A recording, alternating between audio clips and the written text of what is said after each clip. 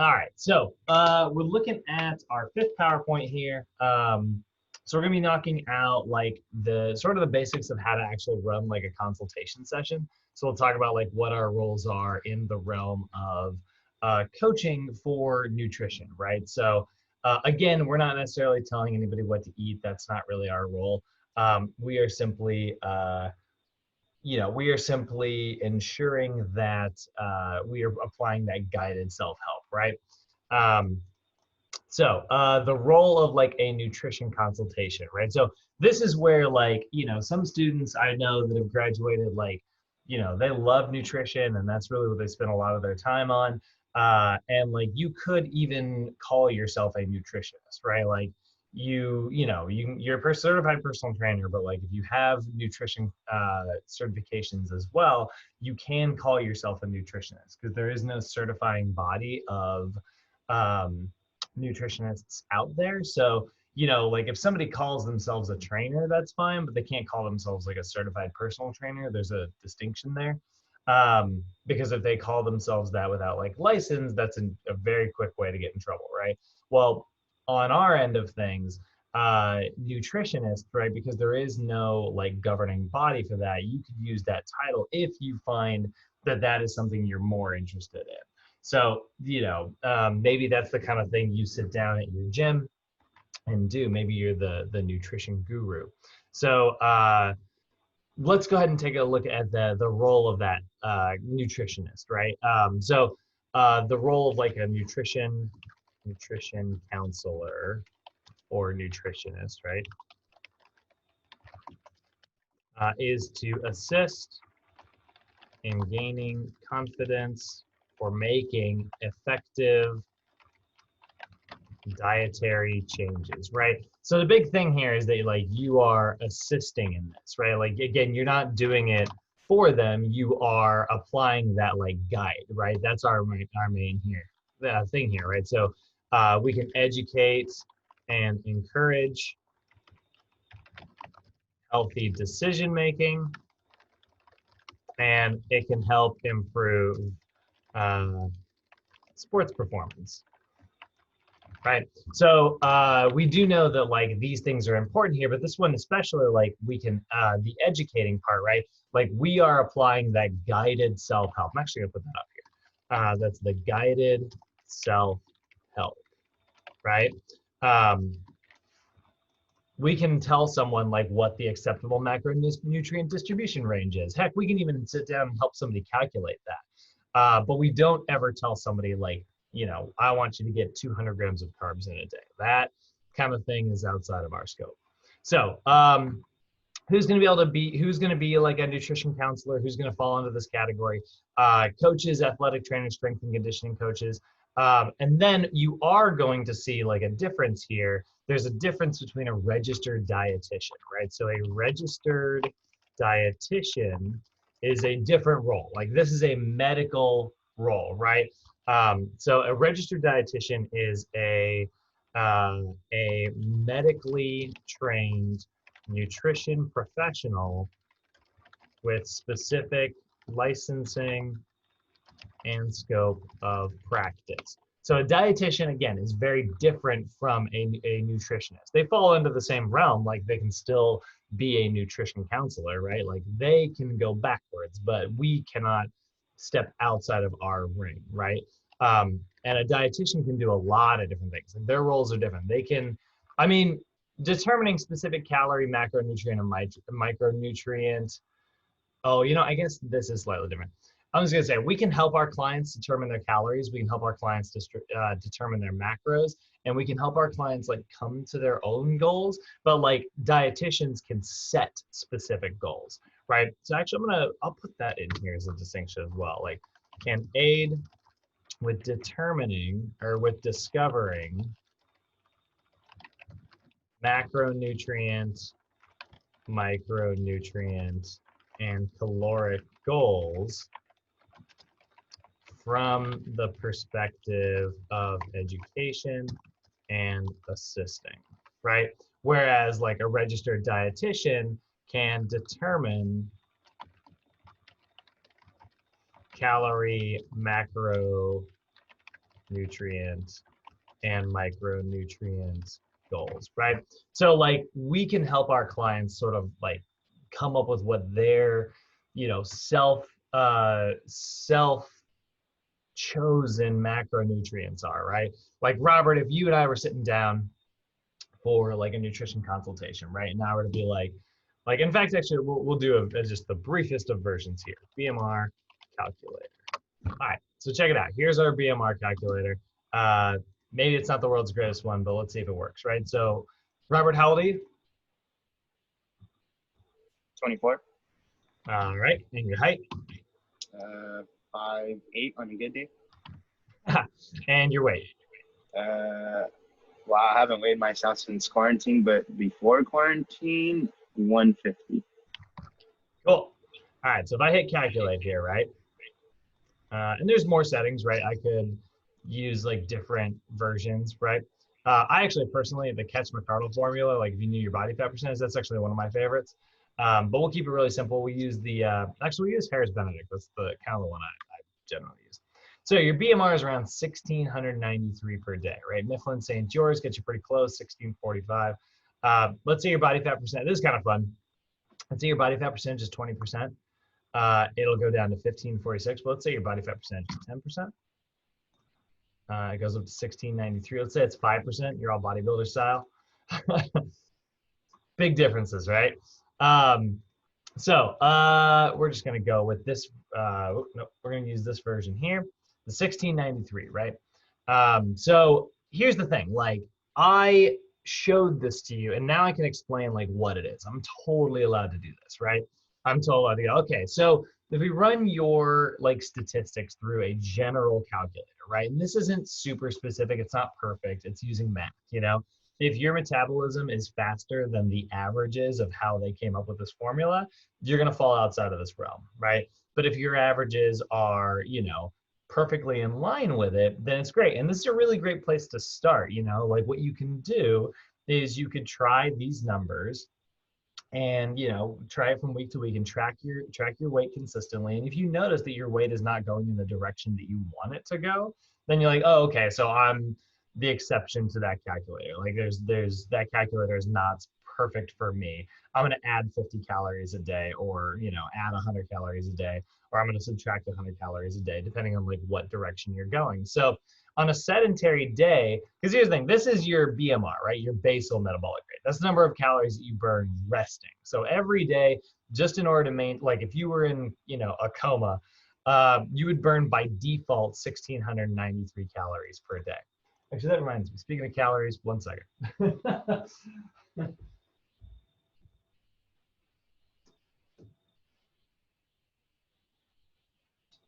I know it's dorky, but like, oh, I'm gonna flip it on. So this is kind of a good example, right? The Fitbit has, like I haven't been wearing this because I had to charge it, and it died this morning in the middle of my freaking workout. But if you look at, hopefully it's actually booted up again. Sometimes it's a little slow after the, yeah, it seems to be working. So far today, right, I've burned 1,200 calories, right? It's 9 a.m., yeah, about 1,200 calories, which is low because I think it only got about halfway through my workout before it died. But that's based around like the basic formula of like, okay, since 12 a.m., right, if you take, that's going to be 1,693 calories until 12 a.m. the next day. Right. So if you were to like just assume, like take that and assume, again, if you were in a coma, which obviously we know is not the case, you know, when you are, if you take that number there and divide it over 24 hours, it's going to give you like about 70.5 calories per hour. Right. So when you're sleeping, it's pretty accurate. But obviously, like when you're awake and moving around, all those numbers are going to adjust. So on a sedentary lifestyle, meaning that like you're just living an average everyday life, you're probably actually burning closer to 2,031 calories a day, right? So that's not bad. And then like, let's say you're exercising 1 to 3 times a week. We know there's going to be some EPOC in there.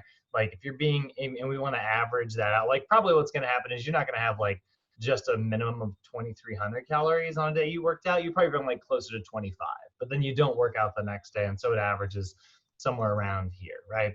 Exercising 4 to 5 days per week, daily exercise or intense activity 3 times a week. You know, this one right here is probably a little more accurate towards like most of our students. Like most people are working out like, you know, daily, not necessarily like every single day, but like I know me, like I like to do like 4 days of strength per week, and I like to do 2 days of cardio. So, you know, this is usually around like where I find myself. And by the way, we're going to use different calculators for all this once we get to that day tomorrow. We got a day of math coming, like I told you guys. Then we got intense exercise, right? So this is like, you know, intense exercise 6 to 7 days per week. That's, I mean, if you're really just like crushing it, maybe you're doing 2 a days. So it's something more like this. And then very intense exercise, right? So like this is like you are intense, but you also have like a physical job, which, you know, if you do have a physical job, that's something else you need to take into account. So, you know, we're constantly like seeing a bunch of different numbers here. So I can totally help you like come to that realization. I can be like, well, this is the Harris-Benedict formula, which is like a formula that is used to kind of calculate how many calories you need based on your lifestyle. And if this is accurate, then great. You know, like if you consume exactly this number of calories, this is what's going to allow your body to stay the same. The energy going out is the same as the energy coming in. Like if you consume exactly this number and you burn that much every day, your weight will be stable. Now, if you consume more than this, that's going to result in weight gain. And if you consume less, that's going to result in weight loss. So then I would say something like, so Robert, what's your overall goal? Do you want to gain weight? Do you want to lose weight? What do you want? Do you want to stay the same? What do you want to do? I'm usually trying to gain weight, so. Okay, cool. So what we could do, and this is, you know, depending on how like aggressive you want to be with it, we could add 250 calories a day to gain weight very slowly. We could have 500 calories a day. And then what we got to do is we just got to make sure that you're getting enough protein in your diet and enough carbohydrates and enough fats in your diet, as well as making as many micronutrient rich choices as possible. But do you see how, like, I'm not really telling you to do anything, right? Like, I'm not telling you that you need to eat X number of grams of protein. But what I could very easily also go and be like, protein recommendations USDA. I'm just going to use this version here. I'm not going to do that, actually. So if I go to the USDA here and I pull this up, not now.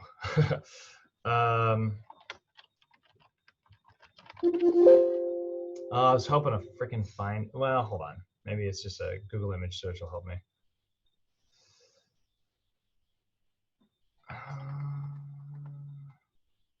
No.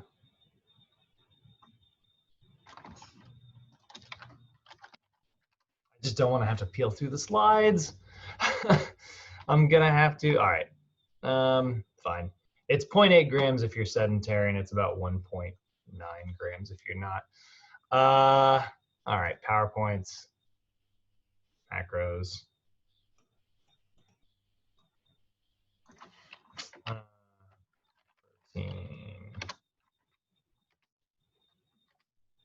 Oh my God. Protein's at the bottom.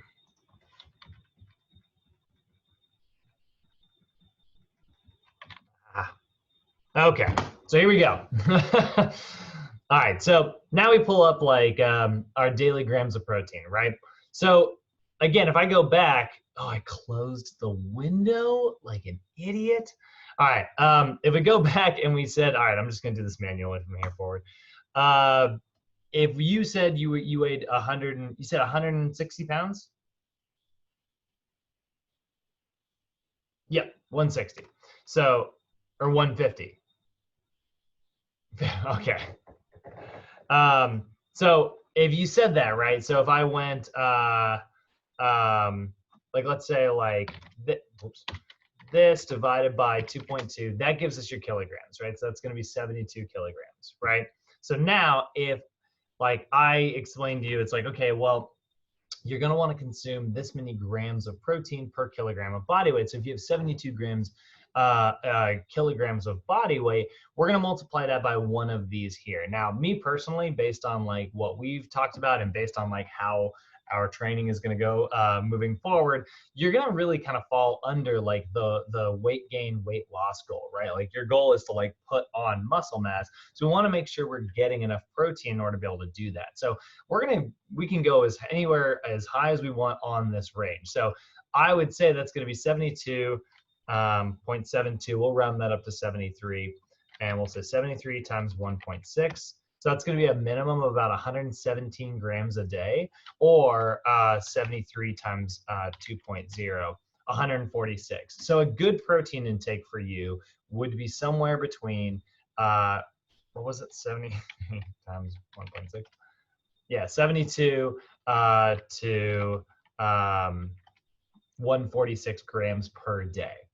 And so like when you're constructing like plans and stuff, you kind of want to spread that out evenly throughout the day. So again, if you hear like and this has been so jumbled, but because normally I have a friggin' whiteboard. But if you look at like what I'm doing here, right? All I'm doing is like leaving the ball in your court with like a guide, right? I'm showing you what you can do. A dietitian can do all of this for you and then be like, all right, Robert, I want you to eat 107,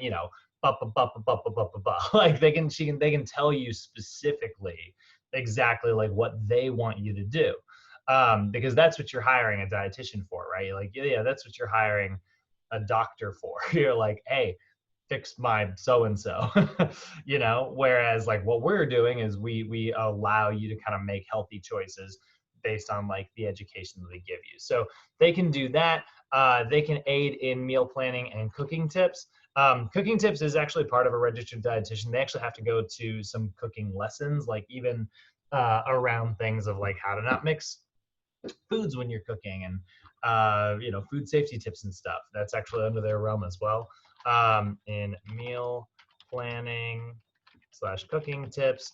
And we can also give like cooking tips. That's okay. But like what a big part of like what we're also allowed to do is, again, like shows people like an example of like what is a micronutrient rich meal, right? Like if I was like micronutrient rich meal prep, if I just pulled up like pictures of this, I could have this like on a little chart to give my client and talk about, right? I could be like, hey, this is like a whole grain, there's a whole grain right here. Like we have oatmeal. You can see there's like, I'm assuming that's a bit of like crushed raspberries or something, a little bit of blueberries and almonds. So this is a really good source of like fiber and carbohydrates. You've got some like fruit here for some immediate energy. This is a great pre-workout meal because like this is going to give you longer sustained energy, but then like these berries here are going to give you a big boost of energy. And if you have that a couple hours later, you have like an apple as a snack with that, and a protein drink after that. Like this could be your pre-workout meal.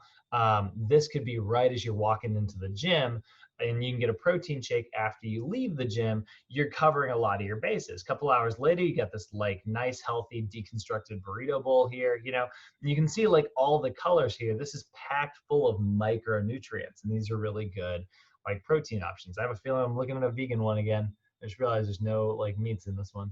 Man, the vegans have taken over meal prepping. Yeah, sure enough, there it is, vegan. But not bad, right? Like, so I could just show like healthy examples of all this stuff, right? I could pull up charts like this where it's like, here's a really good example of like oats that have protein sources in them. So there's nothing wrong. Man, burrito bowls are so popular. I love doing burrito bowls when I'm doing meal prepping. Mine all actually look pretty similar to this. Except that there's usually chicken in there. I found another video. Yeah, I think this is another vegan one. All right. So anyway, you can find like, we're allowed to like pull stuff up like that, but a dietitian can say, I want you to eat this, right? That's the big difference there. And then they can also like create like hydration schedules. Right? Like, so by 2 p.m. you should have drank like 10 ounces of water, like this whole, like they can do that. And then they are going to address health related nutrition questions, right? So let's say your client does have osteoporosis or something like that. Let's say they have like some type of like disease or condition that obviously is highly, highly linked to food intake, right? You're absolutely allowed to talk about those diseases. Like if your client says, hey, I suffer from osteoporosis. Oh gosh, that's not good. You lost the sound. Run your cursor over my picture and look at the mute button. Do you see that that's clicked? Did that fix it? No? Oh, you muted yourself. No. Run your cursor over me. There you go. Now you're unmuted and I can see you talk. Hello? Yeah, I can hear you. But I can't hear you. Yeah. Oh yeah. If you can't, you can't hear my instructions. Yeah. One sec. Oh.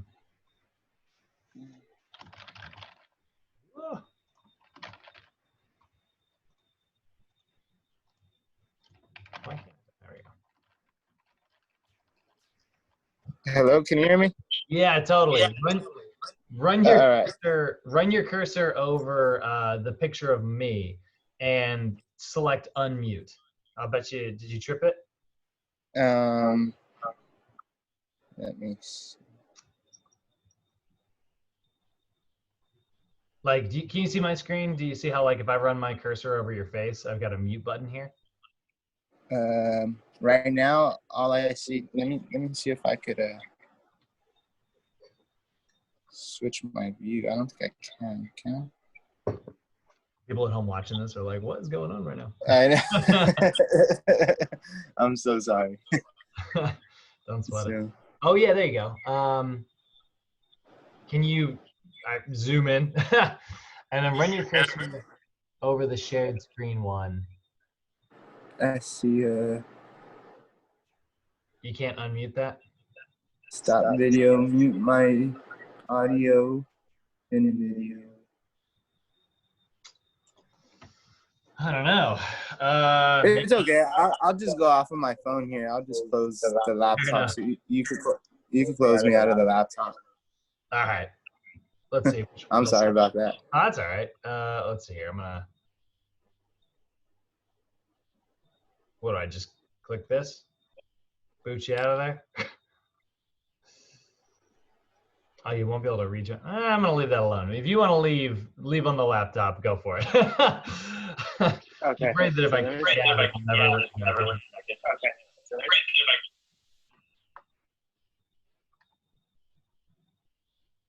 Okay. So nutritionists, right? They can specifically set like meal plans. They can specifically tell someone what they want them to do, and they can create hydration schedules and address things from like a health-related standpoint. So we can't do that. Like we can totally say, if your client's like, hey, I have osteoporosis, we can absolutely like educate them and say, oh, well, osteoporosis has been linked to like low vitamin D consumption and lack of calcium in the diet. You could talk to your doctor about like increasing those two things, right? Like that's something we can do. Or we could say, like we talked about the other day, high protein diets have actually been shown to reduce calcium consumption sometimes. If your protein's too high, it can result in low bone density. So we can tell our clients something like that about how, there have been studies that have linked high protein consumption to low calcium intake. So, but obviously you need enough protein. This is something you can maybe talk to your doctor about. So again, it really does kind of come down to the fact that like, from a medical standpoint, we're still allowed to like talk about this stuff. We're allowed to educate our clients on stuff like this. But we can't tell our clients like, hey, we should lower your protein consumption and raise your calcium intake, right? Let's get you on a calcium supplement. That's very much like from the realm of prescribing things. The best way I ever heard this broken down is like legally, this is just like I was talking to a lawyer client of mine, and I don't know how we strayed to this topic. I think it was just like I was just reaching for something that was relevant to like their industry. And I was like, yeah, it was a big part of what I do. I was always going to be concerned with like what my scope of practice is. And he was like, oh, there's no way. He's like, I see trainers doing stuff all the time and it's like a legal nightmare. And I was like, really? And he was like, oh yeah. He's like, that's the world we live in. People are constantly stepping into legal nightmares without realizing it. And I was like, oh, and so I remember some of this conversation. And I was like, well, we're not allowed to like prescribe medicine. We're not allowed to do this. We're not allowed to do that. And he was like, oh, I got a good one for you. He's like, well, have you ever had a client like smash their finger on like a dumbbell or something? I think that's what he said. Or maybe he even asked me, he's like, do you ever had a client like sprain your ankle? And I was like, no. Or like, man, I think he asked me if it was like more serious, and I was like, of course not. Like nobody gets hurt on my watch. Trying to trick you, huh? Trying to trick you with those. Right, yeah. But no, I think he asked, I think it was maybe something like that. And he's like, but did you tell them like, if they sprained their ankle, did you say anything as simple as like, oh, we'll go home and take some ibuprofen? Because I have had people ask me, like I've had people call me and it's like, hey, I sprained my ankle at the park today. Like, what should I do? My answer is always the same. It's like, go to a doctor. But like, they're like, hey, my ankle's really swollen. I was thinking about just taking, I could say that ibuprofen has been shown to reduce inflammation because it's an anti-inflammatory. But you should never say like, oh, the swelling is going to get really bad. You should take like a couple of, that's the most simple, like your mom told you to do it a million times, like growing up, like that's the most simple version of the world. Or like, oh man, it's like, hey, I'm catching a cold. What do you usually do? It's like, oh, I like Zicam a lot. It's like, you can say stuff like that, but you can't say like, oh, you should totally try Zicam. That like you should side of things is like how you're stepping out of it. And it was just like a really fun, like kind of conversation that I had with this guy. Because he was like, he kind of knew all the ins and outs. And he's like, people step into that constantly. And like, we don't live in a world where anybody ever gets in trouble for it, which is good. And for the most part, whenever anybody actually does get in trouble for that stuff, most judges throw it out. Because it's just not as important. It's not important enough to deal with. But he's like, from a legal standpoint, which the law is written, therefore it's very black and white. It's like, did you step outside of your scope of practice or not? If it's a yes or no question, the answer is yes. And I was like, that's kind of a fun conversation, like in a way. Like I could see he was like a prosecution lawyer. So like he knew all the ins and outs of like what you could get somebody in trouble for. Like, I mean, it's just about like, who you're dealing with and who your client is. I feel, because some of them they'll try to have you, guilty as far as what happens, and then others will, they'll understand. Yeah, and that's the thing. You are, even let's say you did have somebody who like really did want to come after you, right? For some reason. You are protected as an expert. Like you will be an expert. Like by having certification and maintaining that certification, that is proof that you're an expert in the industry. So if you ever step outside of your realm, well, the reason that's like your circle is because like everything outside of that circle is stuff that you are a novice on. You're not an expert on anything that's not in this sort of imaginary bubble, and so if you ever go to before like a judge or whatever, and they're like, well, this person thinks that you hurt them. Did you do anything that's outside of your scope? And you're like, no. And then they're like, all right, well, are you an expert? And it's like, yeah. And it's like, prove that you're an expert. And then you show them your certification, and then the judge is going to go, they're an expert. What happened to you is bad luck, and then that's the end of it. For the most part. Obviously, I'm sure there's a million versions out there. I mean, the only lawsuit I've ever actually like known of, like that I've ever been somewhat close to, is one of the trainers that was a coworker of mine working at LA Fitness, who was a real dirtbag, was suing LA Fitness. And don't get me wrong, like I'm sure there are plenty of things that LA Fitness deserves to be sued over. Any big company has got skeletons in its closet, but like this guy was definitely taking full advantage of like the most minor thing. And he like filed a class action. And it was so funny because he was still working at LA Fitness. I remember just being like, it's so weird that you still work your shift every day and you have an active multi-million-dollar lawsuit against LA Fitness. But like, they didn't want to fire him because God, that would look bad, right? And they kept it, he was still working and stuff. And sure enough, like 6 months, like at one point he just wasn't there anymore. He was gone. And I was like, whatever. I didn't like the guy, so I never like interacted with him. And then I got a check in the mail for like a month later for like $35. And it was like, hey, here's all the times LA Fitness, here's repercussions for all the times you didn't get paid properly. And I was like, all right, that's the closest to like a trainer lawsuit that I've ever been like a part of or heard of even personally. Like, I don't know any trainers who've ever gotten sued. So anyway, and I got another one too later as being a member of LA Fitness. Like, I'm somebody like who was I got like 2 class action like checks within like 2 years one time. I can't believe the company like survived it, but I guess it just wasn't actually that much money. All right, so health history questionnaire. So let's go ahead and talk about like let's look at like how we can actually like gather some data, right?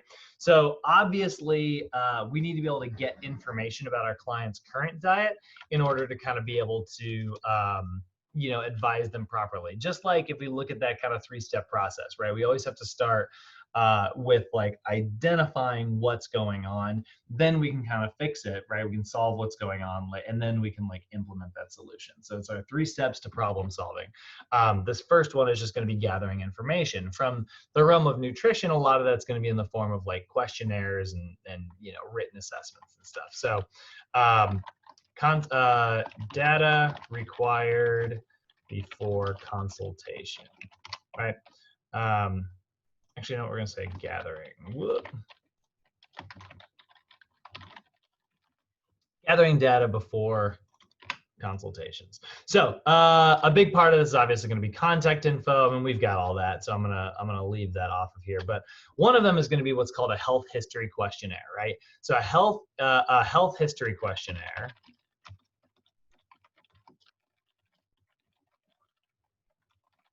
Right, this is going to be more commonly referred to as like a PAR-Q, right? So this is like actually, what I'll do is I will put contact info, health history questionnaire.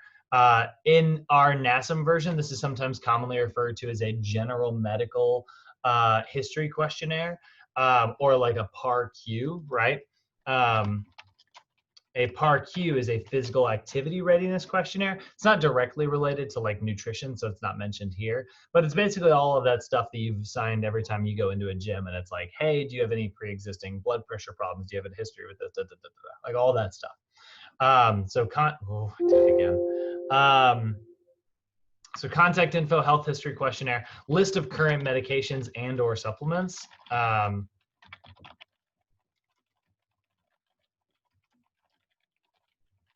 And then a food record / training log. Both of those are also going to be kind of some good information to kind of gather, right? So what that does is that can, this information can help give insight into a person's diet and activity, right, in order to develop a nutritional plan. So this is one of the best things about this. Like, one of the reasons why food logs work so well with people is because it gives you the opportunity to just like lay out all the information. Then they can see it themselves. One of my talking about like dietary history here, right? This is often like involving like some type of interview, and the most common version you'll use is what's called a 24-hour dietary recall, where basically you just work your way backwards. So like this morning, I had a protein shake and coffee. And then like if I run myself back to like my day before, it's like I had a burrito bowl last night for like dinner, and then like a few hours before, and like let's see, I had some water with that. And then a couple hours before that, I had like some chicken with like brown rice, you know, so I can just work my way backwards, right? And like we can record all that. And then like your client can say, okay, well, what about, and, you know, do you know like possibly the day before, like how, or maybe we do a food frequency questionnaire, right? Like how often do you have like sugary drinks? How often do you have alcohol? Both those things can give you as the fitness professional, like a good kind of bird's eye view into your client's diet. So diet history, right? Right, this is going to be a big one. You know, record that dietary intake, certain eating behaviors, and then like long-term habits, and then what their exercise patterns are as well. Your health history questionnaire, this is going to be information about like their current health, their past health, medical history, right? And this is going to be really important for like understanding their needs in order, you know, if they say like, oh, I have a history of diabetes, it's like, okay, great. So your needs are going to be something related to like, you know, watching your sugar intake. Awesome, great, glad we got that out of the way. And then we do want to know a little bit about supplements as well, right? Listing out those supplements is obviously important because like, you know, that can give sometimes insight. I love this like line right here, but it gives insight into your clients' like goals and motivations. Sometimes they're like, oh, I'm on this fat burner. And it's like, okay, so like fat burning is clearly like a big priority here. It's, oh, I've been taking creatine, you know, here and there because I'm trying to build muscle and I read on the internet that's what you're supposed to do. It's like, okay, great. So we can like kind of understand a little bit about things there, but also every now and then, like those supplements do have, you know, certain side effects. Like certain supplements do have like some strong effects. So the thing is like whether or not you're going to actually like tell a client that they, you know, could look into supplementation is going to be determined by, you know, looking at like, you know, their nutrient intake. You know, I have had like students and clients where I'm looking at like their nutrition and I'm just like, wow, like this is rough. Like that's a lot of like processed foods that is very, very, very non-nutrient dense. So we got to find a way to like, you know, increase micronutrient density, or you're going to need to like, you know, possibly look at supplementation.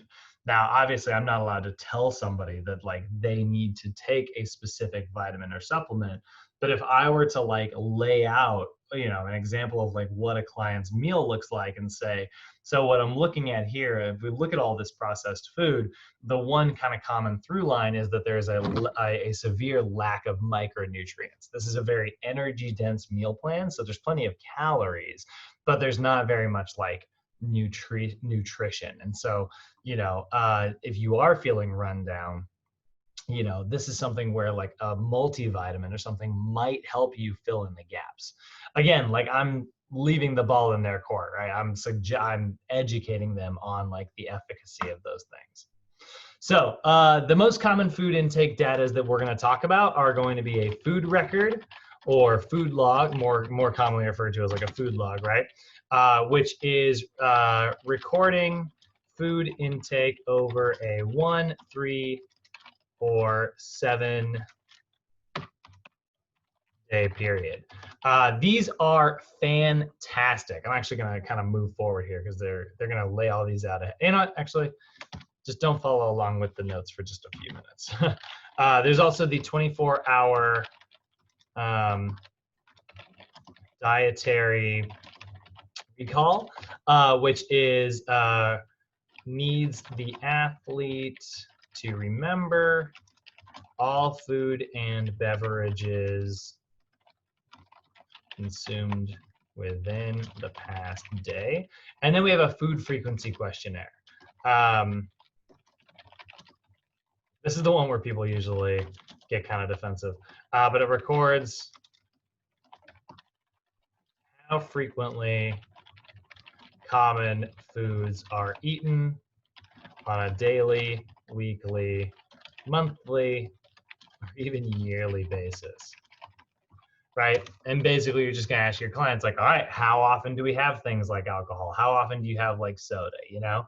like if somebody asked me like how often I have like soda, I'd say, well, about as often as like I go to the movie theater, because that's like something that's still special to me. Like popcorn and soda is something I have to have when I go to the movies. And so then like that question becomes, all right, well, how often do you go to the movies? And it's like about every 2 weeks, like on average, maybe a little bit more, because I'm a big movie buff. And so like, okay, great. So that's definitely something to be aware of. Like, but other than that, like not super high intake. Like it's like I never buy soda. Soda doesn't really come into my house. I was like, all right, well now let's talk about like what about certain types of alcohol? It's like how often do you have alcohol? And it's like, well, like probably once a month, a few drinks or so, like if it were me, right? So once we have kind of a clear idea of all that, it's like, okay, great. So now if we come up with like, if we start structuring out like what a healthy meal plan looks like, now we need to kind of take into account that it's like, okay, well, once every couple of weeks, there's going to be like a soda thing. And it's like, that's still like you still want that to be part of your life. So let's see if we can come up with a strategy to make that possibly even a little bit healthier, like for instance, one thing that I started doing, because I really just like need my fix, like it's very much a psychological thing at the movie theater. I just need to have this. But dude, my favorite hack now when I go to AMC is like I order my food through the app, and I order a kids meal for myself. And it's this little tiny bag of popcorn that's like that big and like a little tiny soda. And it's exactly as much as because I never actually get through the soda and I never get through the popcorn. Even when I order a small of each, I just like, I start watching the movie and like paying attention to that. And so like, I found that these are literally perfect. So like, it's the perfect size for me. And I was like, and my friends all make fun of me, but like, it's great. And it's like $7 for the whole freaking thing, which normally I'm dropping like $16, $17 to be able to get those two things. It's great. Anyway, can't wait for I can't wait for movie theaters to open back up. God, I miss them.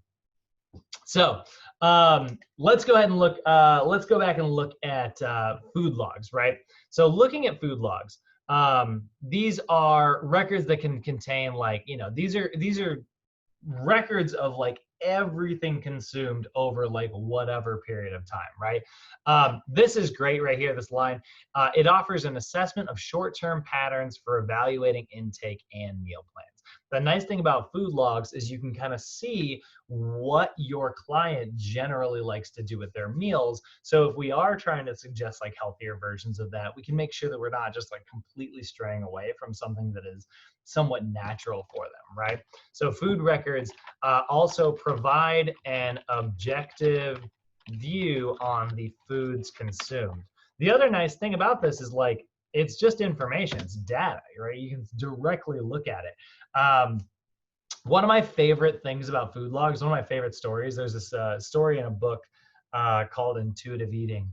And it's got this great like sort of story about this study that they did where they put two groups of people on like a diet, and they lied to the groups. They were like, okay, here's what this diet is here's what we're gonna do for this like experiment. We're gonna blah, blah, blah, blah, blah, blah. But before we get into the experiment, what we need is a baseline of what you currently eat. And so what they did is they told like one group of people, they were like, you need to log every single meal you eat so that we can get an idea of like what your meal plan actually looks like before we put you on the experiment. And so people were like, oh, okay. And then the other group, they just didn't tell that to. They were the control group. And they were like, hey, the experiment's gonna start in 8 weeks.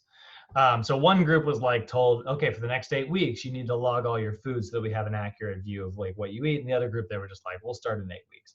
And then what ended up happening, I think, and I can't remember if they said this in the book or not, or if I read about the study again later. But I think they were like, all right, we ran out of funding, no experiment. And what the experiment was the 8 weeks of food log. And what it was they looked at like both groups.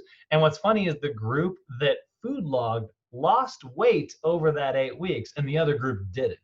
And so what that kind of like led them to believe is that like logging your food is a great way to start losing weight. And it's not because like they're burning a bunch of calories writing, like that's not the trick. It's just when you see everything that you're consuming laid out in front of you, you start to realize like how often you're making unhealthy choices. You start to realize like what you're putting into your body and like what you might be missing in your diet. And you start to also become very conscious about like what you are choosing to eat. So it's like one of my favorite like cool studies. Yeah, I read a book. It's called Mind Hacking, and Yeah. And it had that study in there, so I know exactly what you're talking about. Oh, I love it. I love it. Yeah. Of short, and also I can offer you like that short-term patterns for evaluating the intake. Right, so you can evaluate all of that information. 24-hour dietary recalls are really helpful as well. If you have a client who has a really hard time committing to like a full food log, 24-hour dietary, or like if you're working with somebody like, and it's like one of your first sessions, these are a really helpful tool to kind of get a really quick snapshot. But it's information on the last like 24 hours, right? And it can organize that information to help you identify general eating habits, right? Identifying general habits. And then we have like the food frequency questionnaire, right? These are helpful if you can't get your client to like, these are really quick, right? Like these are where, you know, you kind of have a hunch and you start looking for problems, right? Obviously your client needs to like monitor their overall habits. But it helps you like, if you have like a lack of time, it can be a really great way to just kind of like figure out, okay, like what are some possible problem foods, right? So it's good, but it's not like this version is not quite as accurate as like this is really going to be your best version, right? Like the food log is always going to be like sort of the most helpful.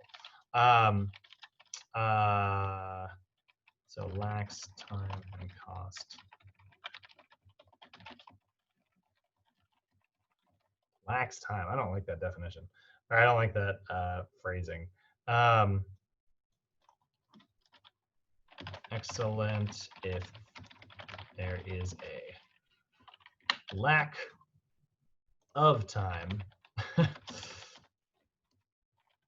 and is cost effective to administer and evaluate. There we go.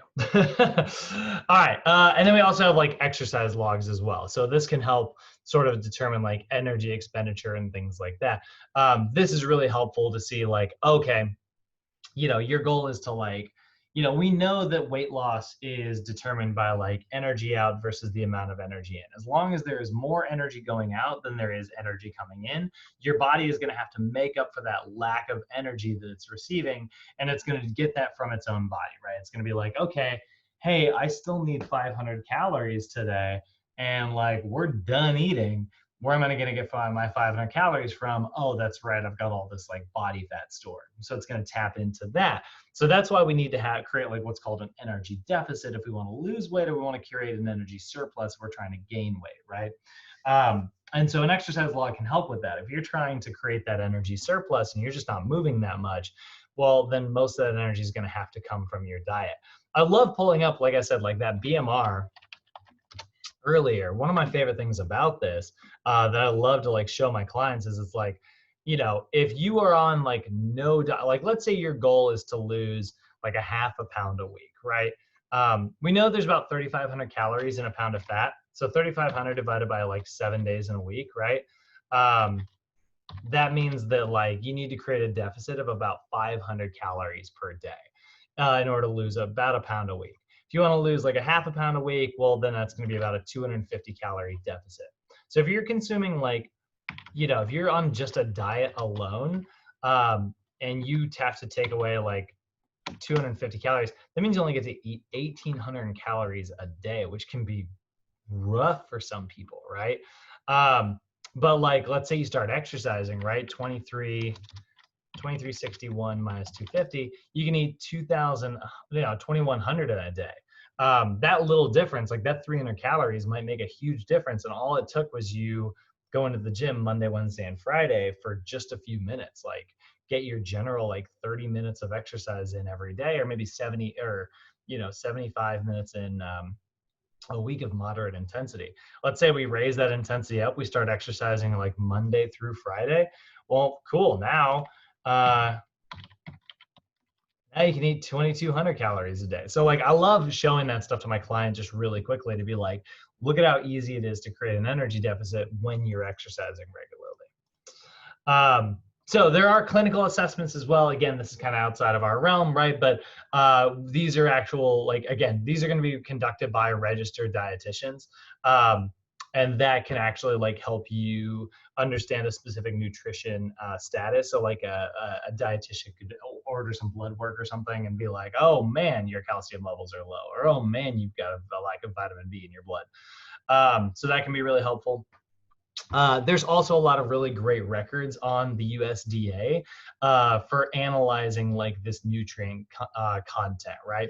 And so dietitians have access to like some pretty freaking cool software where they can actually sort of like, again, one of the things that makes a dietitian very different from us is they can actually look at these food logs, break them down and be like, okay, that's probably like, they have training on, you know, if I were to tell you, oh, last night for dinner, I had, you know, for today for lunch, I've got like sweet potatoes and like chicken and a bunch of spinach on the side, right? And that's like that's going to be my lunch today. What's really cool is like a dietitian can be like, can kind of look at that. They're going to ask a few more questions like, oh, does that spinach have any oils on it? You know, and I'll be like, oh yeah, I put a tablespoon of olive oil on it. And they go, great. Tablespoon of olive oil has 14 grams of fat. But they also have like this software that they can kind of punch those serving sizes into. And if I said like I have like sweet potatoes and they said like how much, it's like, oh, well, I don't know, I didn't measure. And they'd be like, well, is it this much or this much? And they have like examples and be like, it's about this much. And they're like, is it cubed? How big are the cubes? And it's like, I don't know, they're about this big. And they can actually like, they've gone to school to study those serving sizes. And they go, okay, so that's about probably 150 grams of sweet potatoes. And it's like, yeah, if you say so. And so what they can do is they can kind of punch that into some software and some stuff that they have.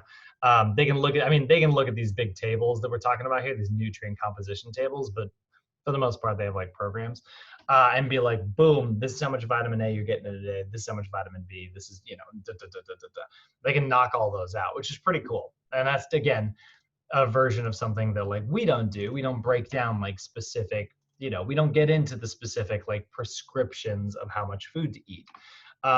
Instead, we kind of analyze this stuff in order to like identify unhealthy eating patterns. So how do we compare those? Well, we're going to look at the DRIs, right? Those dietary reference intakes. If if a dietitian were to look and see like, okay, yeah, you're very low in your vitamin E, right? They're going to look at those versus the RDAs, and that's where like a dietitian could say, okay, this is where a vitamin E supplement might do you some really good. Or they might look at the food MyPlate. This is something we are allowed to do, right? We can look at like choosemyplate.gov. Like let's say here, MyPlate, choose MyPlate. Good versus bad. Let's see if I can find an image of that.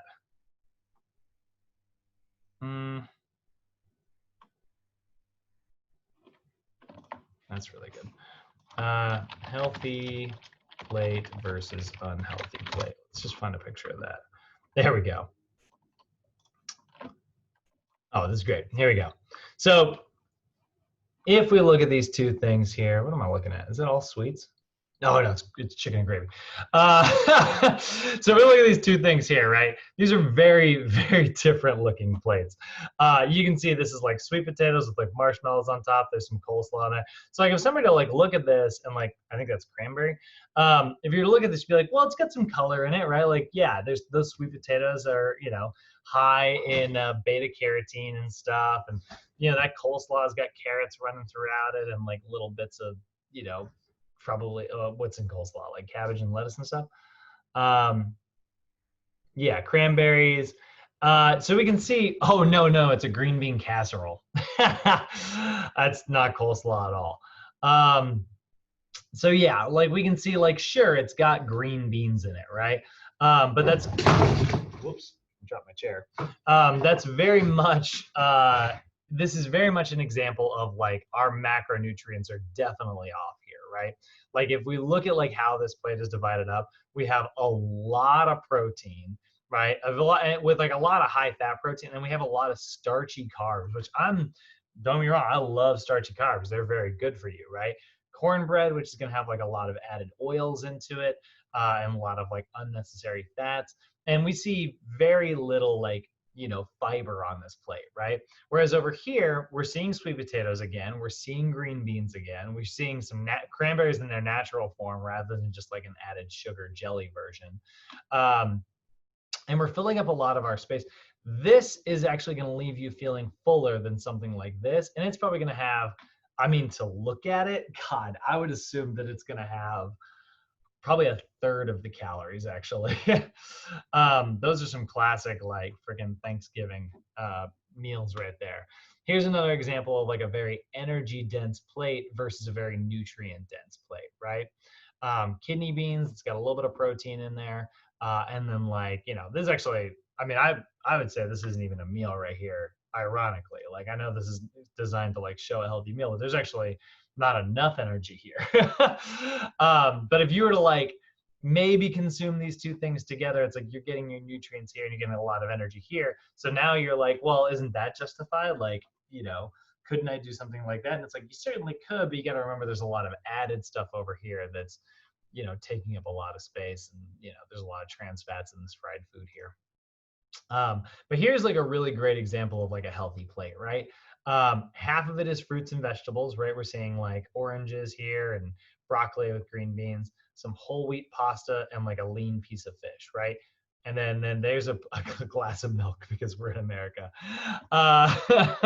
So there's like a classic example of like the perfect my plate, right? Here's another really good example. Actually, not so perfect. So you can see here, like we're kind of missing out on like, this should be much more like vegetables over here. Our starches are taking up a pretty good chunk of a plate. And then like lean protein's not bad, right? The protein intake is good. I guess like this is taking up some space here. Maybe this is a decent example. There's a really good one, right? So whole grains, right? Meats and vegetables. So by sticking to that, like analyzing that, like within like looking at your client, like sitting down with them, it's like, how often would you say your meals kind of fit this guideline? Like how often would you say your plate looks something like these plates, And if they're like, not very often, it's like, okay, well, that might be something, you can look at doing. Like you can try to make your plates as colorful as possible and try to get half of your plate being vegetables every single time. That can make a huge impact on your health. So how the heck do you determine like how much somebody should eat? How do you come up with how much energy we want to consume? Because that's where a lot of this is going to be based around, right? Like your nutrient consumption is based around your energy expenditure. The bigger the body you have, the more energy you burn, the more nutrients you're going to need, right? So we have some really simple formulas here. These are some kind of simpler ones compared to what we saw earlier. So Robert, I'm going to use you as an example again.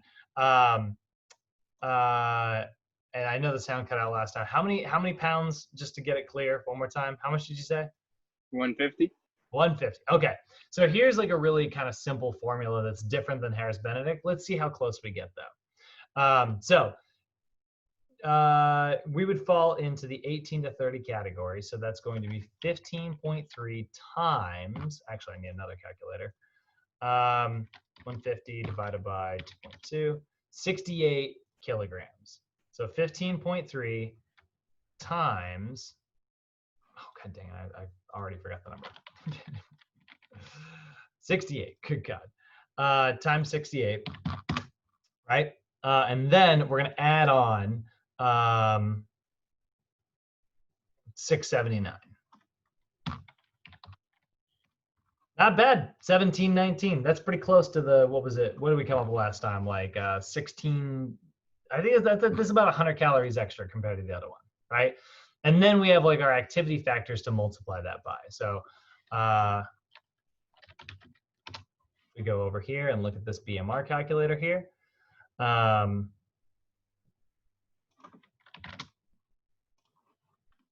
Yeah, 1672. It's not bad. It's pretty freaking close, right? That's actually not even within 100 calories, within like about 50.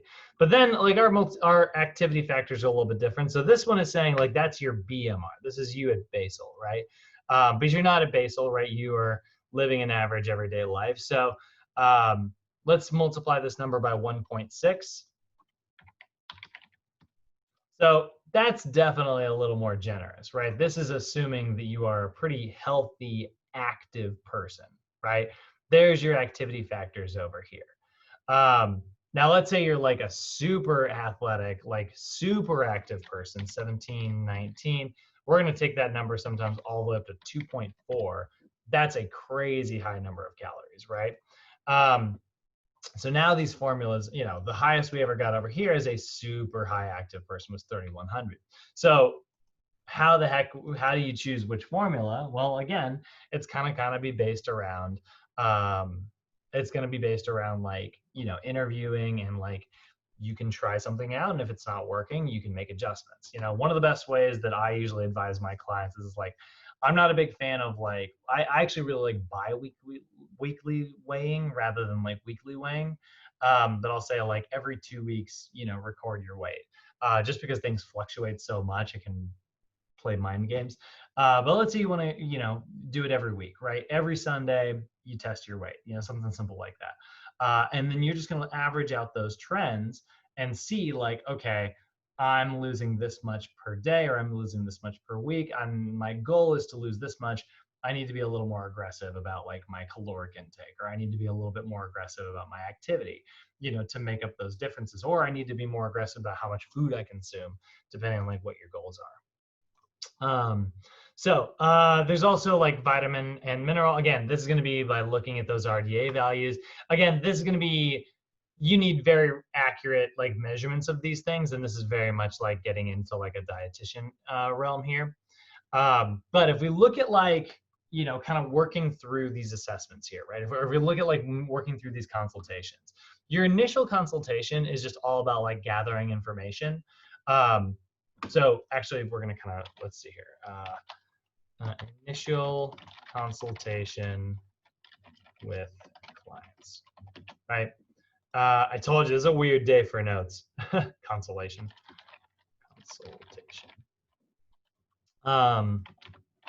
This is usually a much more hands-on day. So this is going to be like, we're really going to be in like step one here, right? Gather information, right? Assess dietary intake.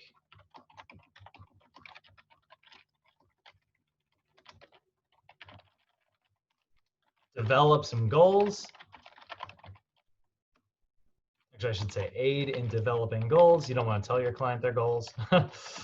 And provide nutrition education. So these are all things that we can do in our initial consultation, right?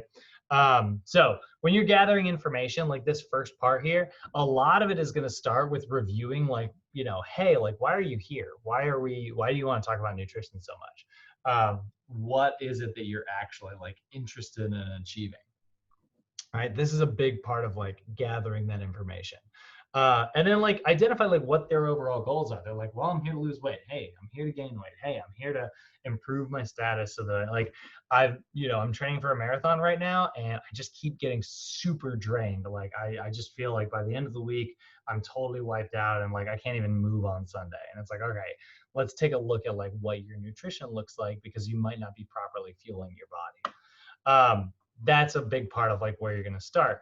And then, you know, once we've kind of like gathered all that adequate information, we can sort of like assess that intake. And it's like, okay, so you said you're marathon training.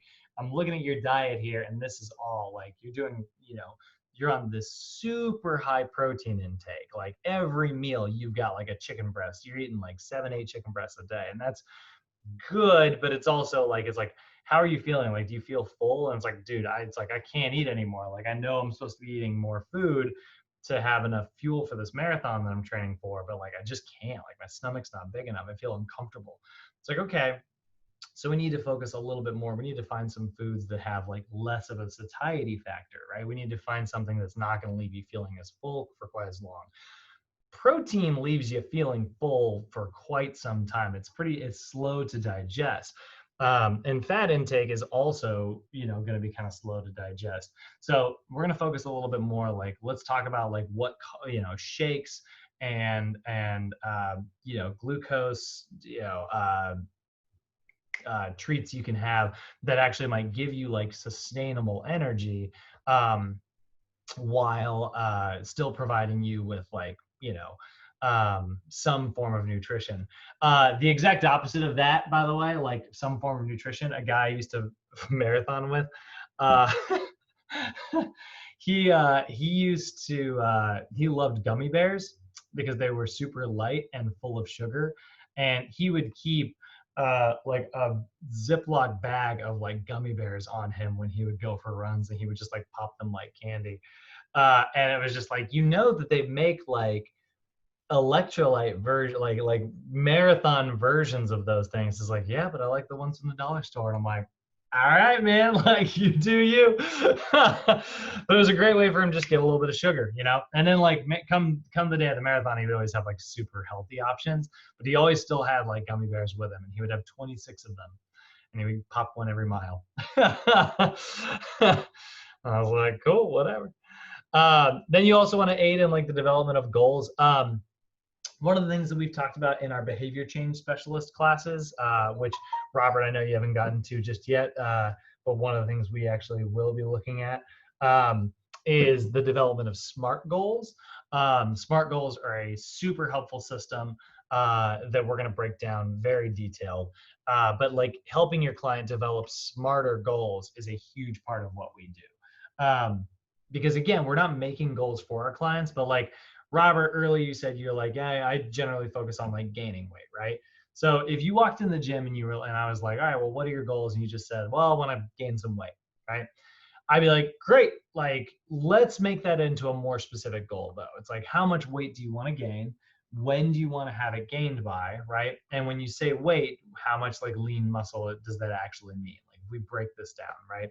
So if we know that we weigh 150 pounds and we want to get up to 160 pounds, let's say we take initial body fat percentage and we find that it's like, 12% body fat right now. I'm just picking a number, right?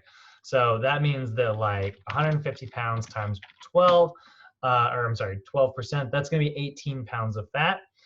If we got you to 160 pounds, we still had that same 12 pounds of fat, 12 divided by 160, that's going to drop your body fat percentage to 7.5%, which is going to be a big, big, big difference. So if we want to gain 10 pounds of lean muscle, that's great. But it's going to take time, right? So maybe for a short-term goal, we focus on gaining just 5 pounds of weight, and we want to focus on making X amount of that weight, muscle, but we got to be okay with the fact that X percentage of it is also going to be fat gain, right? So now, SMART goal generation, let's say our goal is to gain 5 pounds by, it's July 20th right now, let's say August 15th, 2020, So now like we've taken like a general goal of like, I want to gain weight, and we made it much more specific. We gave it a deadline. We know exactly what we want to gain, rather than just like weight in general, Same thing is true of like your clients who are trying to lose weight. They're like, I want to lose weight. It's like, okay, well, let's break that down. It's like, I want to lose weight is very general, whereas I want to lose 10 pounds by August, blah, blah, blah. That's a very different goal, right? So that is a big part of like aiding somebody in their goal, right? We can just show them the holes in their goals. And then we can also like sort of use all that information that we've got right now that we've kind of got all that, we can look at that trans-theoretical model of change, and we can even use this to kind of highlight where our client is at, right? So if we look at those stages of change, we can develop specific strategies that are going to help them, overcome those. So when we're talking about the stages of change, right? The stages of change, actually here, I'm going to put this as its own thing. Stages of change. These are going to describe how, describes how individuals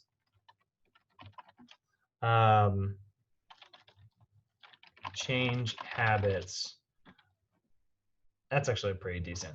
So that's what the stage of change are, right? The whole purpose of it is to kind of describe how people change habits. The problem with most,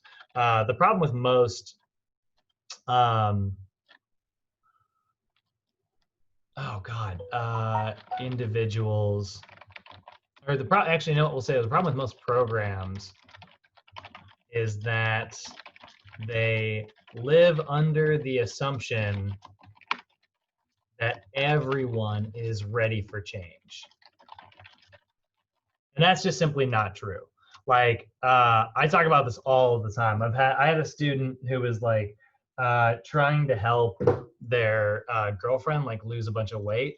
And, you know, to look at like her, and I never met her, but to like look at her actions, I was like, you know, it sounds like you've written her a program and you've talked about like your diet and stuff, but like it doesn't sound like you keep talking about how she's having trouble like committing.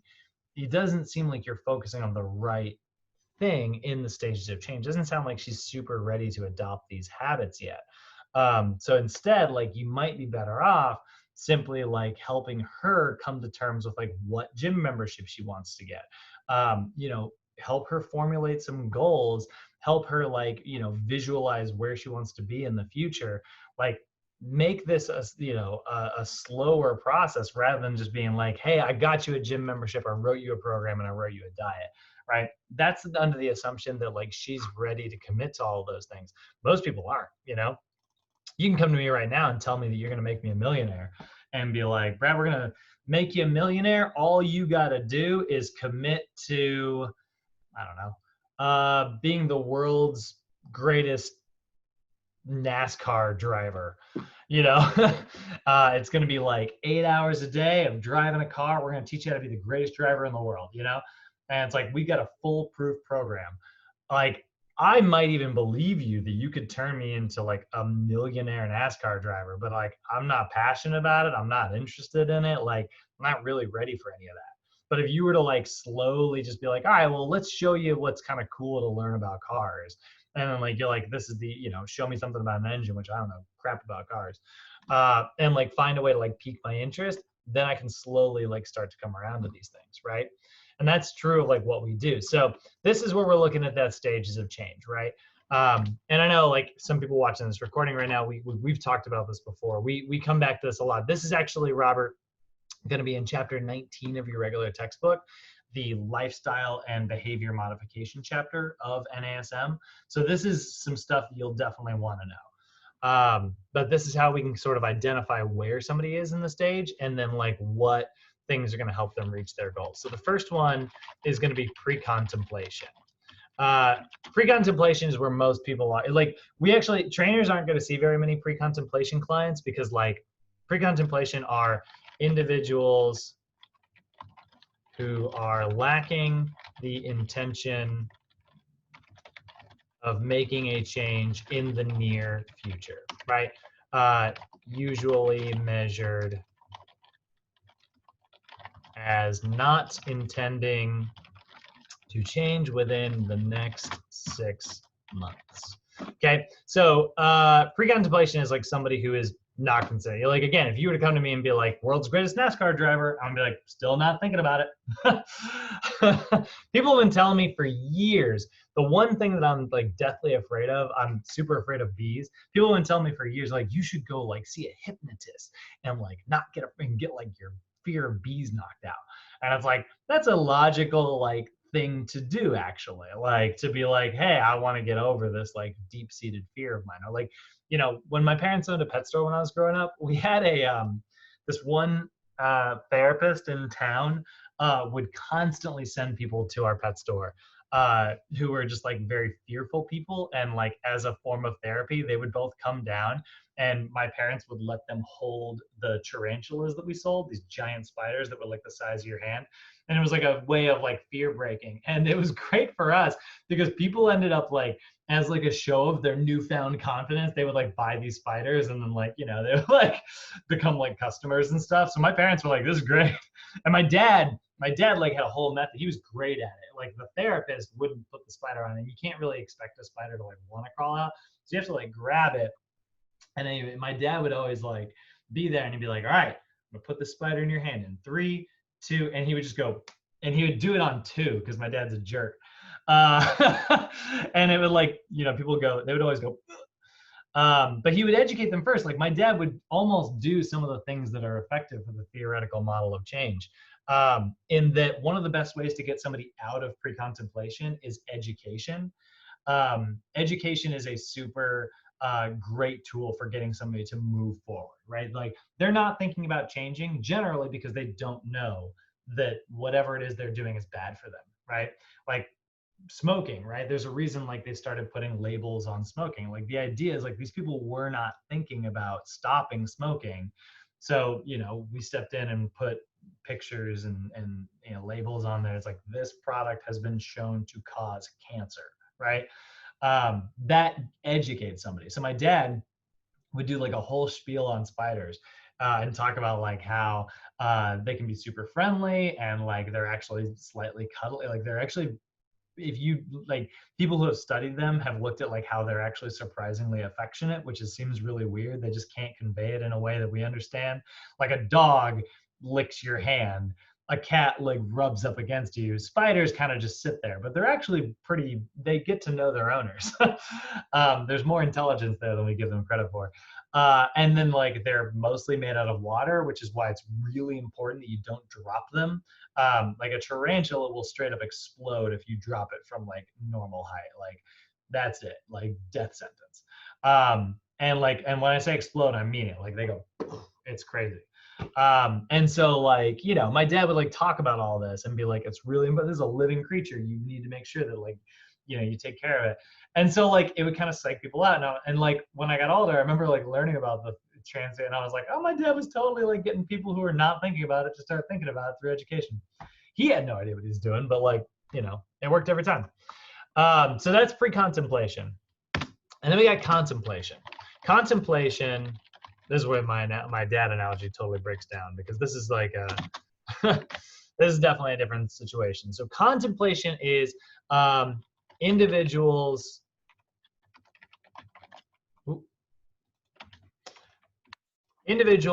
who are intending to make a change within the next 6-month period. Okay, so pre-contemplation and contemplation are different, right? A lot of times people will kind of bounce back and forth between these two. A lot of times, sometimes you'll end up with people who are doing like what we call chronic contemplation, just where they'll kind of get stuck thinking about it. They're like, the next 6 months, and then 6 months rolls around, they've made no progress. And they're like, in the next 6 months, and like 6 months rolls around, they've made no progress, right? These are people who tend to like be like, you know, like it's July right now, and they're like, all right, 2021 is going to be my year. And it's like, okay, that's fine, but you need to make sure you're committing to that when it comes and actually rolls around. So that's the contemplation side. Then we also have preparation. Now, this is a really vital stage. Preparation is an individual who is intending to change within the next 30 days, right? This is a vital step in the change model because often people will relapse back into contemplation. Okay, so this is definitely like an area of like high risk. So like preparation is where like, okay, it's the next 30 days. This is where they actually are starting to get ready to purchase a gym membership, go get some exercise equipment, buy a food log, right? Maybe like preparation in the realm of like nutrition is like they've kind of researched which grocery stores they're going to start attending, you know, they know their path, right? And the more information that they have and the more like prepped they are, the easier it is to adhere to. So like if there isn't enough preparation that happens as they're getting closer and closer to things, that is sometimes how people fall back into contemplation. So a lot of times, like if we have a client who's like, you know, you've been working with them for a while and they haven't been reaching their goals, and it's like, hey, we need to, you know, finally address this from like a dietary standpoint. This is why like a a lot of times, like people, when they first sign up for a gym, they'll come and they'll often ask me, they're like, okay, what program am I doing? Like I'm jazzed up, I'm excited, let's do this. What am I going to do about my diet? What do I do? And it's like, they want to do all this stuff all at once. And it's like, I don't want to put you on a diet plan yet. Like, I don't want to you to change your diet too much right now. You've already made a huge change of life by like committing to personal training and like coming in and meeting with me regularly. And like, your life might not be prepared for like a healthy diet. For now, why don't you research some like Tupperware that's like easy for you to like commit to. Let's talk, and like over the next coming sessions, let's talk about like what healthy carbohydrates you like, let's get a list of these things and like, map it out beforehand before we try to commit to it in case we fall off the wagon. I don't want to like have you try to commit to something and then like have those feelings of failure, right? Hey, Brad. Yeah. So with that, how I told you I did personal training at LA Fitness, I was kind of like in that area as far as when I first signed up, I was expecting an automatic, dietary plan, exercise plan, like the whole thing, Yeah, totally. And that's not what was given to me. And I kind of felt the feeling of, do they really care or do they not? Because I'm paying a great substantial amount of money to them, Right. And for me to not feel that I'm not getting what I want. Yeah.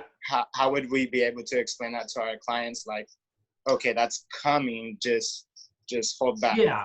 So there's a big, one of the things that I like to talk about as well in our behavior change class is, because that class is almost less about like behavior change and more about just like how to be a good communicator sometimes.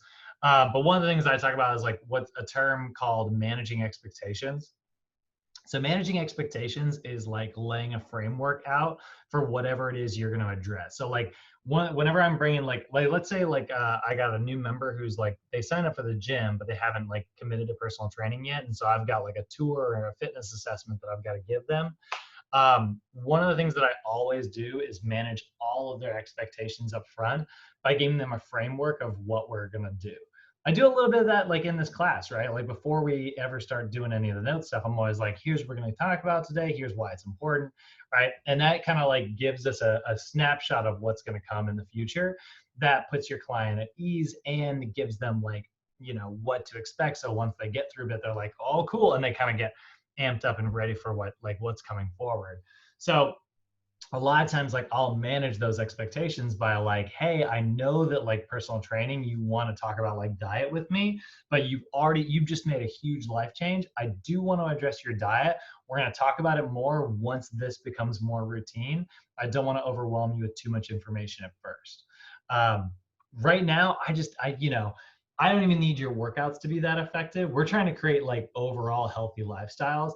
I'm less concerned about how much you can lift in this first 30 days. And what's weirdly most important to me, and I don't actually say this to my clients that often, but if I were to be perfectly, I do, I just don't say it this way.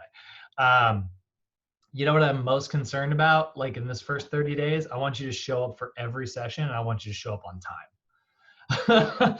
Once I have become part of your routine, then I can start making other things part of your routine.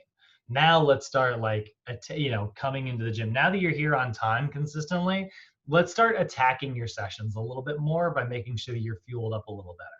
Let's talk about like how you can get, more sleep. You're waking up, but you keep committing to that you're not going to bed on time. Like you come in here dragging every time. And I'm impressed that you're able to get through the door for your session on time. That's great. But now let's see if we can make like a good healthy sleep. So like I'll often attack like a lot of those things, but like I'm definitely continually, talking about the future and managing those expectations. But yeah, that's huge, and sometimes like, and your trainer at LA Fitness, maybe he just didn't have some of these skills. Maybe he's not an expert on nutrition, but that can be like something like another, I've known trainers who are super successful that never talk about food. Just not their area. They're just like, nope. And their clients still work with them. Their clients are like, okay, great. That's just not your role. Awesome. Your role is to make me sweat. Got it. So next part, action. This is also really crucial. Action is making explicit, or an individual who has made explicit changes but has not maintained them for 6 months. Okay, so this is somebody who, action is like somebody who is like officially going to the gym, right? Like I said, like my client, all I want is them to show up on time consistently. If they've done it for 30 days, great. They're still in danger. They're still like in danger of falling back into those old habits until they have maintained like a good 6-month period of like consistency. They're still at risk for falling back into those old habits. I used to always use myself as an example in the behavior change class. I would always come up with like, before that class started, I would always come up with like an interesting goal. The most recent one, and unfortunately there's nobody else in here, but you'll hear people talk about this, was me making my bed every day. You read about like how making your bed is a great way to like stay motivated and stuff. And I was like, I gotta start doing that. And I'm so bad at it. I would do it when I got home from work every now and then, but like I wanted to be the person who made his bed. The minute I get out of it, I turn around and like make my bed. And it was just like a habit that was really hard for me to like adopt. But luckily, like living in this world currently, I'm like, man, my bed's gonna be on camera every day. And I've been great about making my bed over the last and now like I find that I did it on Saturday and Sunday this weekend. And I was like, I am so going to talk about this on Monday when I get to the stages of change. Because by being consistent about doing that, lately, like it has now been adopted. Like my brain did it automatically. The minute my feet hit the floor, my brain knew that's where habits come in. And we'll talk a lot about habits in our behavior change class.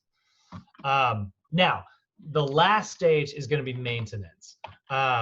Maintenance, we are less worried about our client, right? Maintenance is where an individual who has maintained a significant change for 6 months or longer. Now, there is also termination, but I'm going to put it underneath here. Termination is like, okay, it's a habit, right? They have no temptation to return to old habits. My favorite example of termination is like, hopefully you are in the realm of termination when it comes to remembering to take a shower every day. But as like a kid, it was like,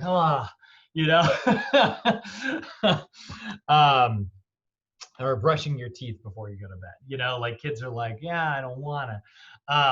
Well, hopefully you're in the termination part of that now. It is a habit. It's not a choice anymore. Now we do also have like goal setting, right? So types of nutrition goals. We've got 2 major categories here. We're gonna see these come back again in our next mod, but like we have outcome-oriented goals. Outcome-oriented goals are goals where the end result is achieved by changing dietary habits. Okay, so here it's like outcome-oriented goals are like the goal is a specific outcome, such as I want to lose 10 pounds. Right? That's an outcome. That's like an event almost, right? And then we also have like process goals, right? Process oriented goals are goals where the end result is obtained by complying to specific habits or processes, right? So this one focuses much more, the goal is improvement in a process, right? Such as, I want to include more fruits and vegetables into my diet, right? So like there is a moment, and like you want to have a good blend of both of these, right? Process goals will often feed into your outcome goals, right? We use a lot of different goal setting methods. One of the things that we look at is long-term versus short-term goals. Long-term goals are like 6 months or a year in period, and short-term goals are usually like a week or two or a month in periods. What's great is like long-term goals are like a carrot on the end of the stick, right? That's something that like you can focus on deep in the future, and short-term goals provide feedback as to whether or not you're going to get there. That's similar to like our process and outcome goals. A lot of times long-term goals tend to be outcome goals, and short-term goals tend to be process goals, right? So like if your goal was, again, let's say to lose 10 pounds, right? That's a very outcome-oriented goal. And a process goal might be something more like, I want to get 10,000 steps a day, 6 out of 7 days a week, right? Great, that's awesome. And I want to be able to do that consistently. Okay, so you just want to be somebody who like moves more, right? That's a process more so than it is like an outcome. I mean, obviously that outcome that process feeds into your outcome. But like one is like a hard line. Usually like outcome is very objective and process is very subjective. So we got a different way. There's a lot of different ways that we can provide nutrition education, which is really what we've been talking about today. A lot of it could be through conversations. A lot of it could be through clarifying misconceptions. Holy crap. That's like, I feel like, I wish Rodney was watching this PowerPoint right now, who's a student that I used to have, who used to sit in the corner and give me so much crap because he would call me a ruiner. And he'd be like, that's all you do. You just ruin stuff for people. Like I was talking about how like zombies could never be a thing because like once you lose your ability to produce ATP, like your cell's done for. And he was like, why would you ruin zombie movies for me? And I was like, you just can't bring dead tissue back to life once it's officially dead.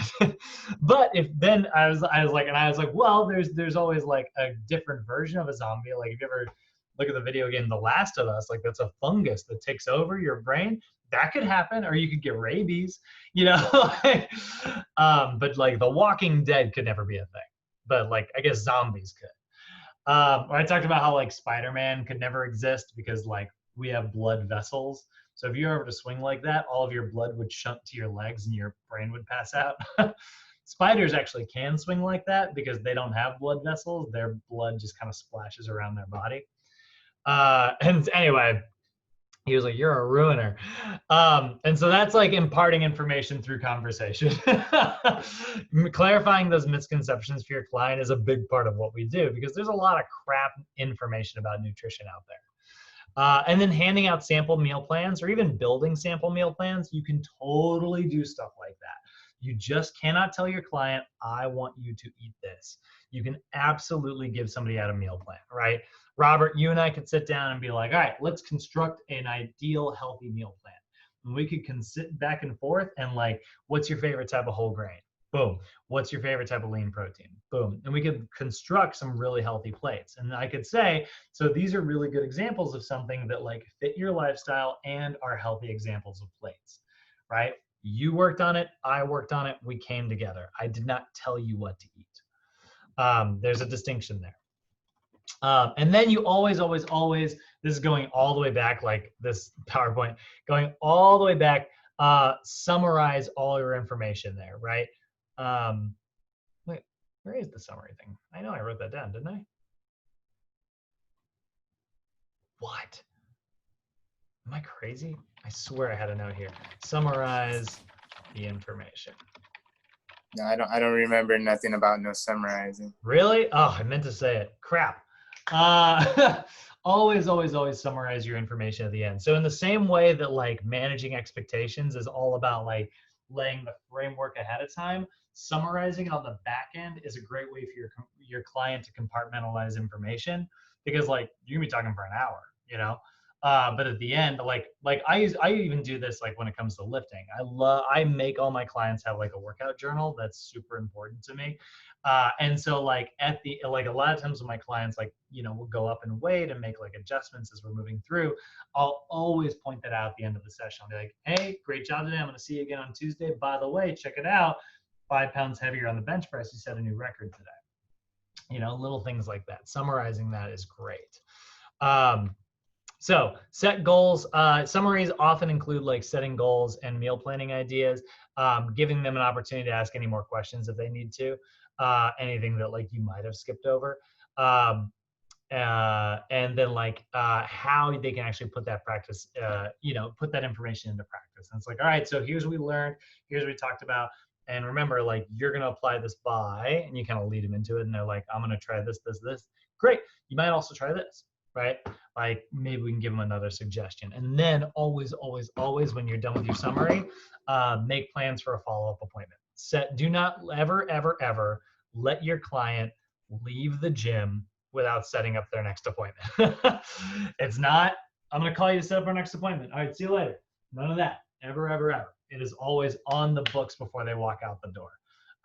Your sales team will tell you that, but I'm going to tell you that from like the idea of like, it's not about making more sales. It's not about like keeping them on the hook. Although that is a byproduct of this. It's about making sure that like they have it forecasted, and it's another like short-term goal for them to continue reaching. There's a reason like you get emails from companies nowadays when it's like, hey, congratulations, you got your, like I get emails from Crunch every freaking week where it's like, you checked in all 5 days in a row. And it's like, yeah, I know, it happens every week. Oh my God. And I think they're really annoying, but I get it. The reason they do that is because like, it's a carrot on the end of the stick. It makes you feel good. So you can't do any of that unless you have proper, if you're setting up a follow-up consultation, make sure you've built proper rapport with your client. Make sure that your client trusts you, right? Review their goals. Compare the records with their goals, right? Like if they bring in their food logs and you're like, okay, so we said we're going to try to cut out as much soda as possible, and I see an 8-ounce can of soda on here every single day. Like we can review that information. And then ask them how they're feeling. That's something you might notice that I do it in class all the time. Like, how you guys feeling? That's something that is really important to kind of continually like measure and engage with your clients. That way, and then you can also obviously do evaluate like their weight and body composition. A lot of times, like in this day and age, your clients will have like a lot of their own stuff for that. And so they'll want to bring in their weight and body composition and stuff. I don't really recommend doing that. I recommend like summarizing it up at the end with your tools. That way it's like consistent every time, where it's like, all right, we're going to use my body fat tester. We're going to use our scale. That way, even if there are errors, like let's say mine's not perfect, at least it's the same errors every time. There's consistency there. Revise any term goals. If like you say how you feeling, and your client's like, you know what, I've been frustrated lately. I just feel like I'm not making as much progress as I'm supposed to. And it's like, okay, well, let's maybe reevaluate your goals. That's a big part of the coaching process. Sometimes it's like, you had this pretty lofty goal of like losing 20 pounds in X number of weeks. And so far, like we're only, if we were to continue at this rate, you're going to be about 6 pounds short. So we either need to like reevaluate like how much food is coming in or how much energy is going out, or we need to reevaluate your goal, sitting down and like having those conversations, because there's nothing worse than having like a long-term goal that gets closer and closer and closer, and you are getting further and further and further away from meeting it. That discourages people. It makes people cancel their training. It makes people just get depressed and not come to the gym anymore. It's the reason why why exercise has such a bad name, is because of how many people haven't met their goals. And a lot of times it's just because like we live in a world full of magazines that say drop 14 pounds in 2 hours, all this like nonsense information.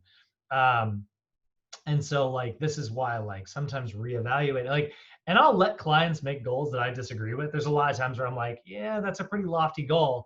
And they're like, yeah, but I think I can do it. It's like, okay, great. But like, let's be open to the conversation of reevaluating if something, if this doesn't happen. It's okay to let your clients like set those sometimes. Like it can be a teaching moment, So there's a lot of different types of this, by the way, when it comes to your overall like sessions. There's shorter sessions, like a lot of times, like some gyms will even have nutrition consultation sessions that are cheaper than a regular personal training session, and they're shorter. But usually we're talking about like, you know, group nutrition sessions where maybe you're doing like a talk. I used to do this with my clients all the time. I used to do, when I taught outdoor boot camps, every now and then I would come and I would do like a picnic, basically, like a not like a like I what did I call it? It was a I call it the fake potluck. No, what did I call it? Whatever. It was a play on the word potluck, and it was where I was the only one who brought any food. And so like I would bring a couple like healthy products in, and I would like assemble them, and I'd be like, so here's how we like made some healthy plates, and I'd like pass them around, and people could try them, and you know, fun things like that. And be like, here's how you can incorporate stuff like that. And then I would hand out like recipes. And so like those little, and that would give my clients the opportunity to kind of relax and have fun. They could meet each other and have, you know, be a little more social. And then they could all ask questions. And then like those questions led to more questions, which led to an overall understanding. And that was something I only did like once every couple of months. Like I always had the goal of doing it once a month. I don't think I ever actually did. Health and wellness fairs, sports competitions, and obviously setting up like booths. All of those are places where you can do nutrition, like short-term consultations. Usually if it's a short-term consultation, you're going to want to focus more on that 24-hour dietary recall. Like if you just met somebody and you're trying to sell them on the concept of like coming to the gym, right? A lot of times you're going to need to be able to get through that pretty quickly. You're going to want to then pretty quickly just determine the type, duration, and intensity of exercise. So like laying out a very simple plan for them that they can then like obviously have more questions about. But it's like, if you have more questions, we're gonna have to meet at the actual gym. So let's say you're, you know, if you ever work in like a commercial gym, you're probably gonna end up going to some type of Spartan race or some type of like grocery store, and you're gonna end up like doing these like, you know, sitting up at a booth and kind of talking about things. The fitness convention downtown. And so if you are doing something like that, a lot of times it's like, all right, well, let's talk about your diet. Let's talk about like what your goals are. You want to get that conversation over in about 5 minutes.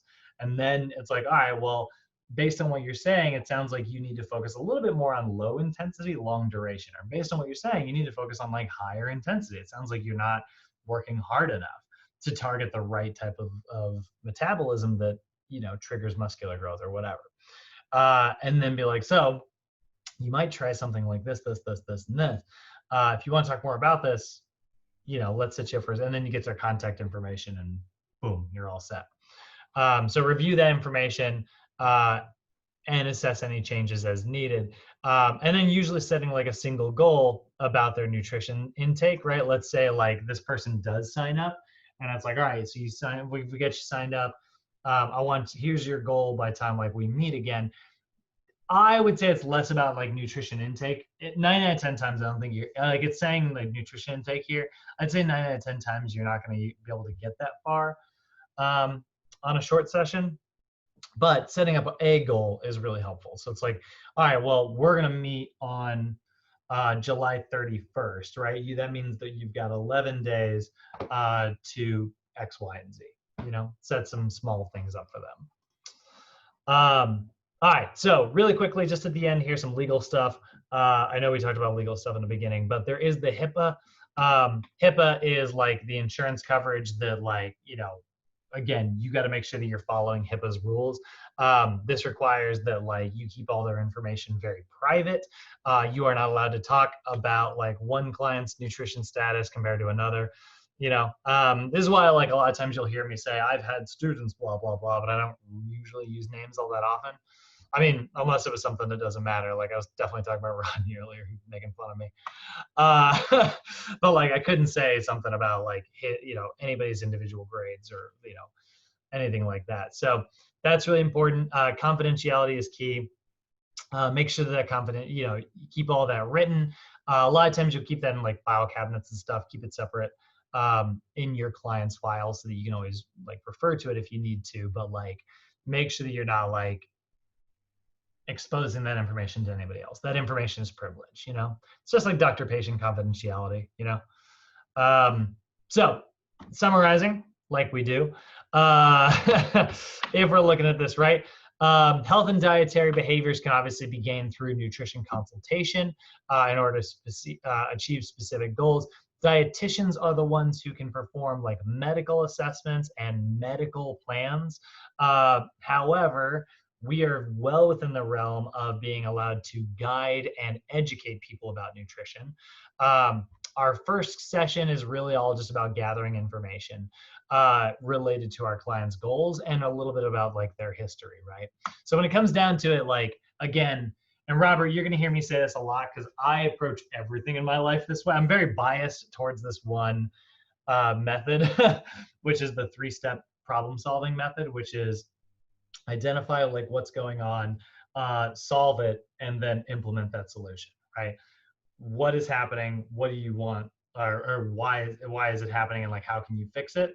And then do it. And so like, I'm pretty biased towards that, but like, this is just an example of that, right? Figure out what your clients like goals are and what their diet is, right? And then come up with a plan, problem solved, as long as like they stick to that plan perfectly, right? Now, obviously, like getting them to stick to a plan, that's a whole different 3-step process where it's like, okay, why are you having trouble like sticking to your meal plan? It's like, I'm hungry all the time. Great answer. Awesome. I can address that. Let's get a little more fiber, fat, and protein in your diet. Let's space your meals out. Let's keep, one of my favorite examples of this is a little nugget right here at the end. And I'm going to talk about this again, I think in 2 days. If you've ever, Robert, have you ever heard somebody say you should eat a bunch of small meals throughout the day because it keeps your metabolism stoked? You know what? It wasn't until I started training, and then I asked them, how do I go about, with my meals to gain more weight? Because I'm eating more, but I wasn't gaining, And they were like, well, how are you eating? And I was bunching a lot of my meals together into one big meal. And then they were like, no, you got to spread that out throughout the day. Yeah.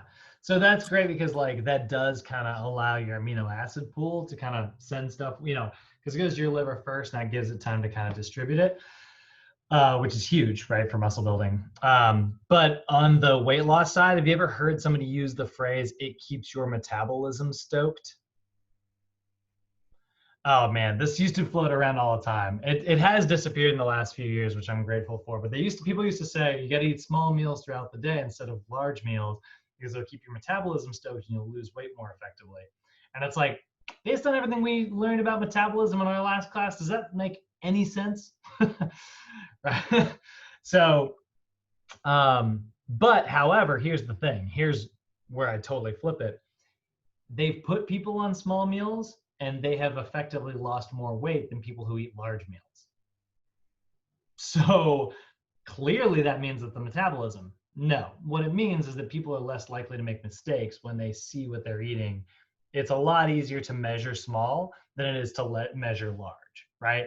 Like I could tell you with some accuracy how many feet away my door is, But if I were to go to the park and you asked me how many feet away a big tree super far away is, the margin for error, way larger, right? I'm gonna be off by a lot bigger. And not just like a big number, I mean like percentage wise, right? And so like, that's why they've found that like eating smaller meals throughout the day, it also leaves you feeling fuller and you're less likely to binge. So anyway, I can't remember why we were talking about that, but there's a big part of like, kind of summarizing everything up at the end. Yeah, look at that. Oh man, I can't remember why I brought that up. I got lost. Diet history is going to be huge. Behavior change, right? Understanding behavior change, like where somebody is. We are going to have specific interventions. Unfortunately, this PowerPoint, one thing that I think is like kind of flawed here is we talk a lot about the stages of change in nutrition, but then we don't tell you how to use that very effectively in this class. But I promise it's going to come up in the next mod, actually. In our behavior change class, we're going to look at what gets somebody to push through contemplation, what gets somebody to push through action, how do we get somebody to stay in maintenance. And the answers are actually pretty simple to all those things.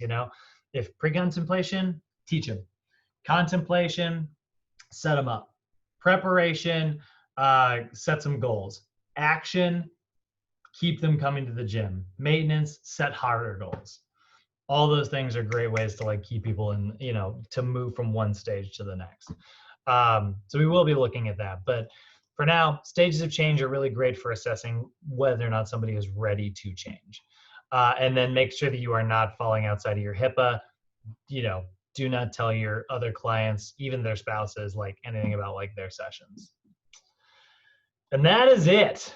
That was one of the weirder ones. This is, I always remember this PowerPoint. This is a weird day. It's a very hands-on day normally, where I just do a lot of like pointing at people in the room and highlighting examples of stuff rather than a lot of, it's a very small note day, but hopefully that kind of gives you an idea for the feel of like what it's like to actually consult somebody on stuff like this and hold people accountable.